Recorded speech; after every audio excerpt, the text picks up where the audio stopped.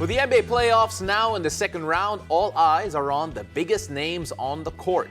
NBA hype hosts and all-star analysts Mikey Reyes, Diego Dario, Isaac Go, and Meralco Bolts guard Aaron Black sat down to talk about the West in this special edition of Always a Fan.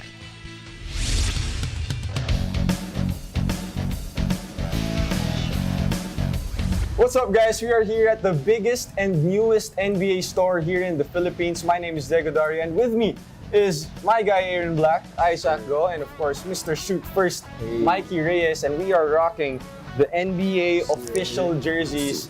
And of course, we gotta talk about who we're repping here. Let's talk about this guy first.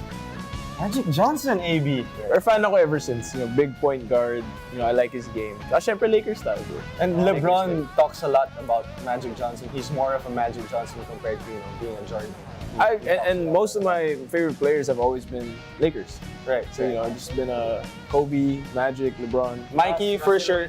Yeah, Mikey for sure won't like Magic Johnson. Kasi passer eh. Pass first. Who are you repping now? Dito, Shoot first. Shoot first. First. On and day. off. All day. On and off On the and court, off. the swag of Devin Booker, bro.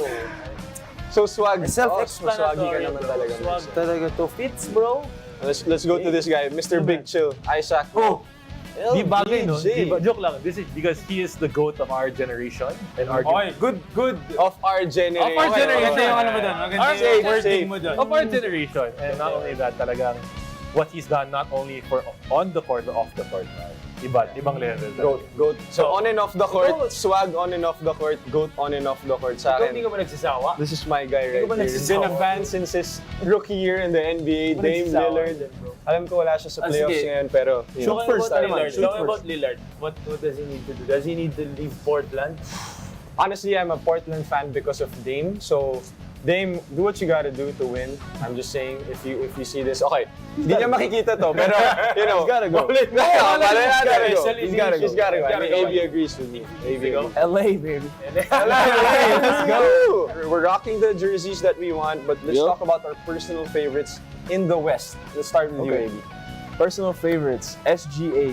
My guy. Once again, big Swaggy point too. guard. Swaggy. Swaggy off the court. On and off the court ako, bro. Yung mga gusto ko. Yeah. So, way he plays at his own pace, and he says nobody can speed him up. That's the way you have to be as a point guard. Yeah, So, yeah. I like And that's his the game. way he plays Galing too. yun, ah. Exactly the way he plays.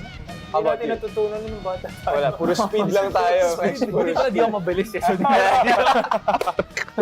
Since we're talking about speed, go for my personal favorite in the West. De'Aaron Fox has been crazy this season. Clutch. He's been clutch. He's been working on his defense. They've been winning, and I like speedy guards as well. So De'Aaron Fox, different this season. Big boy. mabagal, mabilis. Mabagal ulit tayo. Nikola Jokic. Oh! Mr. Triple-Double. 2-time MVP. 3 times. 3-time na ba? Hey, Nah. sabi nga niya, Embiid. Embiid din. Last episode, Embiid din. But as Aaron said, you can't speed him up. He can do whatever he wants. Pero Isaac, I see you parang being I was about to say. Nikola Jokic. Nikola Jokic. So, nag-uuwi dito- Kaya nag-uuwi I can see it, bro. Legit yun, ano? Napapublicize niya yung It's legit. It's in his game. It's in his game. West, favorite ko sa West. Since I have to stick with swag, Dipo, I think I'm gonna go with D'Lo. Oh, D'Lo. Both D'Lo. D's. Oo, kasi Love the these, swag is there.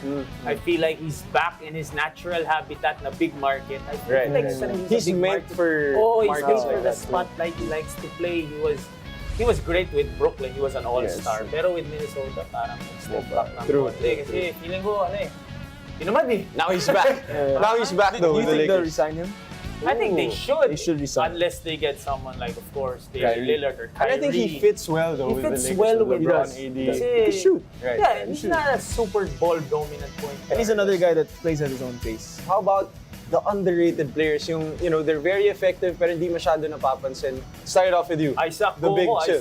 Isaac. Isaac. Tama yan. Without Isaac, di nanalo at yung falling down shot ni Isaac. My pick is from the Oklahoma City Thunder, Jalen Williams. Uy! Someone who Sino yung Mike? Sino ba? Mikey, sino yun? Underrated nga yun. Di ko kilala. Sino ba yun? But the hype all around this year was SGA and Josh Giddey, but he has proven to be maybe a third option in that big three, someone who can score, play defense, rebound. I just like his game, and I have to say him because he was my fantasy player and he rewarded me for picking him up. And he was a finalist for Rookie of the Year. Top 3. Right. So, So we think it's underrated, but he's actually, right there producing for Young his guy. team. How about you, AB? well, I gotta stick with my Lakers. Austin Reeves. Austin Reeves. He He's said it. still underrated. at this He is him. He is him. He said, I At am this point, him. Is he still underrated? I think he is. I think until he gets that big fat contract that he's due. 100 mil? Hindi naman siguro 100. He has his own shoe line, though. Did you guys 100 hear about that? We'll see. What We'll do see. you think Lakers should sign him back? He should be the first that they re-sign for sure, For me, him and D'Lo. And then we'll see after that. I think I gotta go with someone from the Sacramento Kings. Of course. After 17 years, they finally made it. And you talk about Sabonis, you talk about De'Aaron Fox, but Malik Monk for me. Being From the traded, Lakers, traded from the Lakers. Hooper. And finally, I feel like this is when lumalabas na yung laro niya talaga. Because when he was with Charlotte, di ba, napatukan pa yan ni MJ. di ba? Tapos sa Lakers, nag-struggle siya. So from that past, I mean, he was a great college player, obviously. Pero yung past teams niya, parang nag-viral siya for the wrong reasons. Malik Monk too, I played against him in the FIBA World Championships way back before. Right. You think he's Scored JT? 20 on me. for 20 sure. on Most you? Most likely. Underrated. Alright. We talked about the underrated players individually. Now let's move on to the championship contenders. Not maybe this season, next in line to win a championship. We'll start it off with you, maybe. Well, I think, I'm biased, of course. I'm a Laker fan. But at the same time, since the All-Star break, sila yung maganda laro eh. I mean, they've really been playing well. They got the pieces that they need. And the West is open. For me, it's them. And then moving forward, I see OKC being a tough team. The next 2 to 3 years, OKC will be a Nobody saw tough that team. coming, but I think, All their picks. All right, if he's going with the Lakers, I think I'm going with a young team. First time in the playoffs after 17 years. I don't think they're going to win it this year. But down the line, I feel like the Sacramento Kings are building something there. what do you think happened with the Kings? All of a sudden, they're one of the top teams They in the brought West. in Sabonis. That's you the main put in a difference. focal point, you put in someone who will attract the defense, and then everybody will play off him. That's perfect. I think they're maybe 1-2 pieces away from a championship team. But what they're building there, and the city of Sacramento, naabutan ko kasi yung Arco Arena days right. with Mike Bibby, Chris Webber. So I feel like they're really just hungry. It has to be at the turn of the year. They were the #1 seed, the New Orleans Pelicans. If, with a big if, Zion can get healthy. Shout out Boom Gonzalez, matutuwa si Boom sa pick niya. Because Zion, BI, CJ McCollum, JV. That's a deep roster. And again, with Zion healthy, they were the #1 seed over teams like Denver, Memphis. But if Zion doesn't get healthy, I guess I have a question though. At what point do you think they should trade him? At what point? Zion. What if he plays 20 games again next year?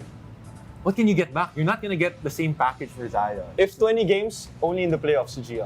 All right, I'll go for my pick. I'll go for the San Antonio Spurs.